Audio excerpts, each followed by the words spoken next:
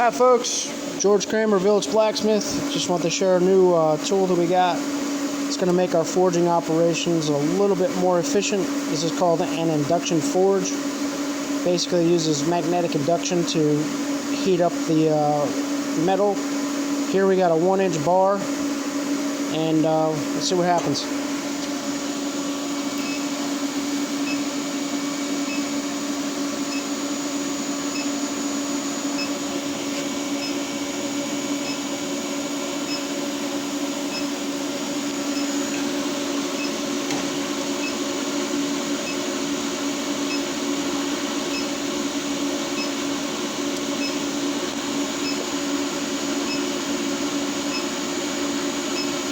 And that's 30 seconds.